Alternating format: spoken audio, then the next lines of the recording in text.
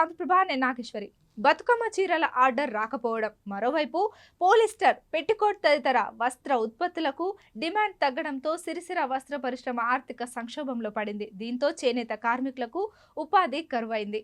రాష్ట్రంలో ఎన్నికలు రావడంతో బతుకమ్మ చీరలు నిలిచిపోయాయి. కొత్త ఉత్పత్తులకు ఆర్డర్లు లభించకపోవడంతో పవర్లూమ్ పరిశ్రమ మూతపడింది. అలాగే ప్రభుత్వం ఉపాధి కల్పించకపోవడం, అలాగే ఆర్డర్లు కూడా ఆశించిన స్థాయిలో లేకపోవడంతో మరమగ్గాల పరిశ్రమలు మూతపడుతున్నాయి. సిరిసిల్లలో 30,000 మరమగ్గాలు ఉన్నాయి. కార్మికులకు పని లేక విద్యుత్ సబ్సిడీ కోల్పోయి విద్యుత్ బిల్లులు చెల్లించలేని పరిస్థితుల్లో కొట్టుమిట్టాడుతున్నారు.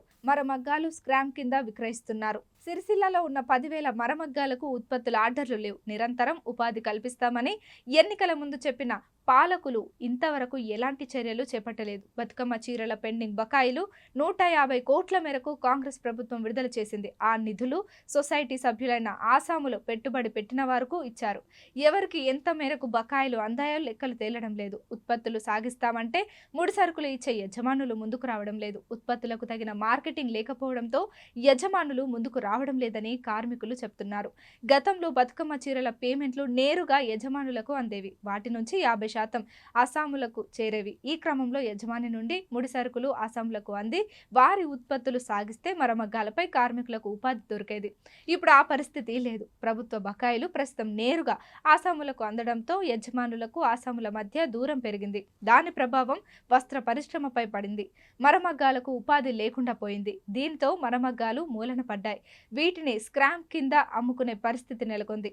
పట్టణంలో పాత సామాను కింద మరమగ్గాలను తరలిస్తున్న గూడ్స్ వాహనాలు పట్టణ వాసులకు నిత్యం దర్శనమిస్తున్నాయి. ఎస్ఎస్ఐ యూనిట్ల కింద నడిచే మరమగ్గాలకు అందిస్తున్న విద్యుత్ సబ్సిడీ కోర్టు ఉత్తర్వుల కారణంగా నిలిచిపోయింది. ఎస్ఎస్ఐ యూనిట్ల కింద నడిచే విద్యుత్ మీటర్లను 3వ కేటగిరీకి మార్చడంతో విద్యుత్ బిల్లులు చెల్లించలేని పరిస్థితి ఏర్పడింది.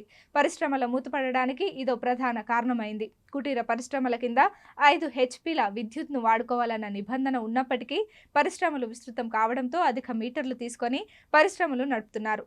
నిబంధన ప్రకారం 2 మీటర్లు అంతకంటే ఎక్కువ మీటర్లు ఉన్న కార్ఖానాలను 3వ కేటగిరీ కింద విద్యుత్ బిల్లులు చెల్లించాల్సి వస్తుంది. గత ప్రభుత్వం బతుకమ్మ చీరల పెండింగ్ బకాయిలు చెల్లించలేదు.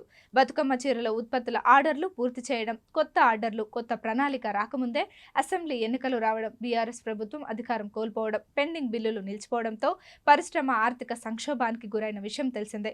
సుమారు 350 కోట్లకు పైగా బతుకమ్మ చీరల బకాయిలు ఉన్నాయి. నిరంతర ఉపాధి కల్పిస్తామని పాలకులు ప్రకటిస్తూ వచ్చారు. ఎట్టకేలకు 150 కోట్ల మేర బకాయిలను కాంగ్రెస్ ప్రభుత్వం చెల్లించింది. మరోవైపు నేతన్నలకు తమ వైపు మళ్లించుకోవాలని అధికార పార్టీ తాపత్రయపడుతూనే 150 కోట్ల మేర 2 విడతల్లో బకాయిలు చెల్లించింది. నేతన్నలు తమ వైపు వస్తారని ఆశపడింది. అయితే దీనికి భిన్నంగా అసెంబ్లీ ఎన్నికల్లో మద్దతు ఇవ్వకున్నప్పటికీ తదుపరి జరిగిన పార్లమెంట్ ఎన్నికల్లో సైతం నేతన్నల ఓట్ల మద్దతు అధికార పార్టీకి లభించలేదు. ఇటీవల జరిగిన సిరిసిల్ల సహకార అర్బన్ బ్యాంక్ ఎన్నికల్లో సైతం బీఆర్ఎస్ ప్యానెల్ గెలిచి అధికార పార్టీకి మద్దతు లభించలేదు. ఈ నేపథ్యంలో మిగిలిన పాత బకాయిల చెల్లింపు కోసం, వస్త్ర పరిశ్రమల ఉపాధి కోసం పాలకుల వద్దకు స్థానిక నాయకత్వాలు వెళ్లలేని పరిస్థితి ఏర్పడింది. దీంతో సిరిసిల్ల వస్త్ర పరిశ్రమ పరిస్థితి ఆగమ్య గోచరంగా మారింది.